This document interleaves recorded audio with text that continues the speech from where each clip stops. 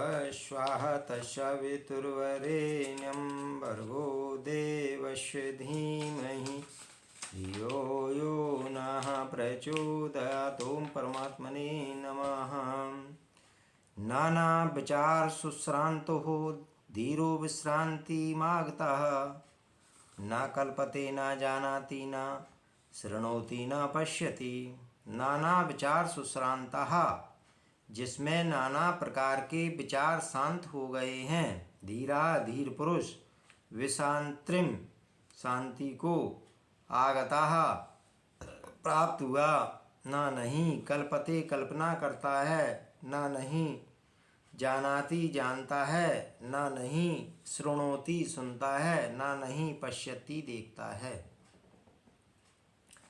जिसमें नाना प्रकार के विचार शांत हो गए हैं, ऐसा धैर्यवान पुरुष अर्थात तत्वज्ञानी परम शांति परम विश्राम को प्राप्त कर न किसी भी प्रकार की कल्पना करता है, ना ही कुछ जानता है, ना सुनता है और ना ही कुछ देखता है। जो अज्ञानी होते हैं वही संसार के भोगी का उपभोग करता है। जब वह शरीर तथा इंद्रियों के भोगों से संतुष्ट हो जाता है, जब उसे उसमें कोई भी महत्व नहीं दिखलाई पड़ता है, जब उसे उनमें रस नहीं मिलता है, तब उसका चित्त संन्यास की तरफ प्रेरित होता है। संन्यास संसार के अनुभवों का सार है, निचोड़ है, उसकी निष्पत्ति है।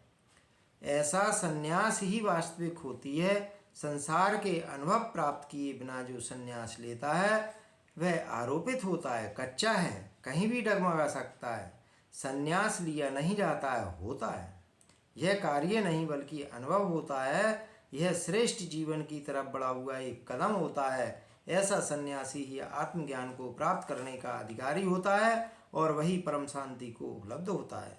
ऐसे ही बुद्धिजीवी विविध प्रकार के विचारों में उलझा रहता है। वह संसार, कर्म, भोग, अध्यात्म, ईश्वर, परमात्मा, आत्मा इत्यादि अनेक विषयों का अध्ययन, चिंतन और मनन करता है।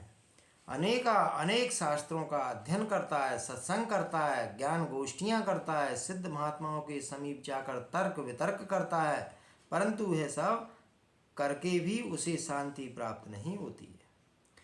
वह इन विचारों में और अधिक उलझता ही जाता है। इनसे उसे सत्य का बोध नहीं होता, क्योंकि सत्य तो एक ही होता है, जबकि असत्य अनेक होते हैं। हर मनुष्य के अपने अपने झूठ होते हैं, क्योंकि असत्य व्यक्तिगत होते हैं।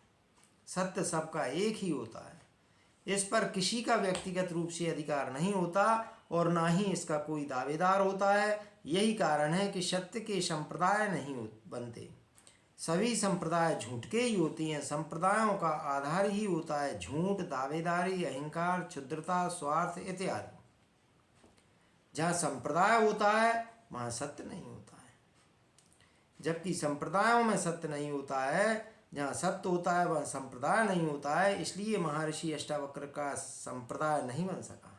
सत्य वैसे ही शुद्ध होता है जैसे 24 कैरेट का सोना शुद्ध होता है, और संप्रदायों में है स्वर्ण 18 कैरेट का ही रह जाता है। आजकल के जो संप्रदाय होते हैं वे तो 14 कैरेट वाले ही होते हैं। इतनी ज़्यादा मिलावट हो गई है कि सत्य में हिंदू, मुस्लिम, सिख, ईसाई, स्त्री, पुरुष, वेद, कुरान, धम्मपद, गीता का भेद होता ही नहीं है। भेद मात्र असत्य है, बिना भेद वाला सत्य ही है। समस्त विचारक चिंतन इस संपूर्ण को विचारों के माध्यम से ही समझना चाहते हैं, परंतु उनसे इन्हें ज्ञान प्राप्त नहीं होता है और आत्मज्ञान के बिना शांति प्राप्त नहीं होती है। इसीलिए अष्टावक्र कहते हैं कि जो इन विचारों से थककर शांति को प्राप्त होता है वही विचारों से मुक्ति प्राप्त कर सकता है और उसी को आत्मज्ञान का फल प्राप्त होता है। यह ऐसे मूर्ख व्यक्ति को कभी भी नहीं प्राप्त होता है जिसने कभी कोई विचार किया ही ना हो। इसलिए जिसने संसार का भोग किया है और जो चिंतन की उच्च अवस्था पर पहुंचा है उसी को आत्मज्ञान रूप फल प्राप्त होता है। जिसने संसार को ही नहीं जाना वह परमात्मा को क्या जान सकेगा। जो संसार को दुख मानकर हमेशा रोता रहा है वह परमात्मा को प्राप्त करके कैसे खुश हो पाएगा। उसकी तो आदत ही रोने की होती है, इसलिए वह परमात्मा को ही प्राप्त करके रोता ही रहेगा। जो ज्ञानी होते हैं वही पूर्ण शांति की अनुभूति कर पाते हैं। वे एक आत्मा में स्थिर हो जाने से किसी दूसरे की कल्पना करते ही नहीं हैं, न जानते हैं, न सुनते हैं और न ही देखते हैं। सर्वत्र उसी आत्मा को ही जानते हैं।